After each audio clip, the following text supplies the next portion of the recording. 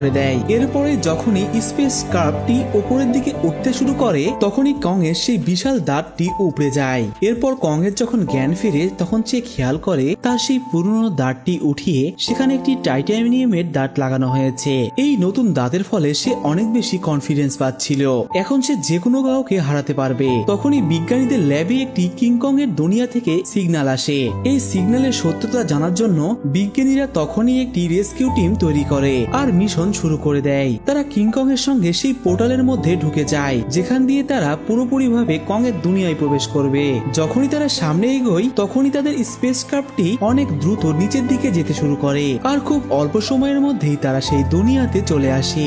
কং এর বাসায় এসে কং দেখতে পায় তার খাবারগুলো চুরি হয়ে গিয়েছে। তখনই সে তার কুড়ালটি কাঁধে নিয়ে পাহাড়ের উপরে চলে যায়। সে নিচে তাকিয়ে দেখতে পায় হালকা নীল রঙের আলো দেখা যাচ্ছে। সেখানে কি আছে দেখার জন্য কং তখনই নিচে লাফ দিয়ে দেয়। সেই গুহার মধ্যে প্রবেশ করতেই আলোর রোশনি বের হতে শুরু করে আর এখানে এসে সে দেখতে পায় চারিদিকে শুধু পাথরগুলো জ্বলজ্বল করছে। তখনই একটু দূর থেকে অনেক ভয়ানক শব্দ আসতে শুরু করে আর সেই শব্দ পিছু করতে করতে সে ঝর্ণার এই পাশে চলে আসে আর এখানে এসে সে নতুন লুকানো দুনিয়া দেখতে পায়। আর সে আস্তে আস্তে সামনে এগোতেই যেগুলো তাকে আরো কাছে টানছিল হঠাৎ করে তার সামনে অনেক বড় একটি ভয়ানক ছায়া আসে। এটা দেখে কং অনেক ভয় পেয়ে যায় আর তার কোরালটি ওপরে উঠিয়ে সে হামলার জন্য প্রস্তুত হয়ে যায়। যখনই সে আস্তে আস্তে সেই বিশাল ছায়ার সামনে চলে আসে তখনই সেই ছায়াটি আস্তে আস্তে ছোট হয়ে যায়। যখন সে তার সামনে আসে তখন সে অবাক হয়ে যায়। আসলে এটি কোনো ভয়ানক দানব ছিল না, এটি একটি মাসুম সোনালী চুলের বানর ছিল।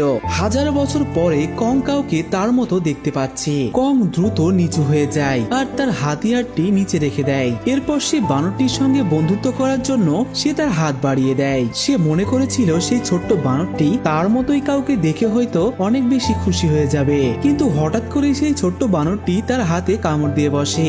এত অপেক্ষার পর আর এত কষ্ট করে তার মতো কাউকে পাওয়ার পর কং তাকে কোনোভাবে হারাতে চাচ্ছিল না, যার কারণে সেই ছোট্ট বানরটির পিছু করতে থাকে। তখনই তার সামনে বিশাল আকৃতির একটি গরিলা চলে আসে আর তাকে দেখে সে পুরোপুরি ভাবে অবাক হয়ে যায়, কেন সে আজ পর্যন্ত তার সাইজের কোনো গরিলাকে দেখেনি।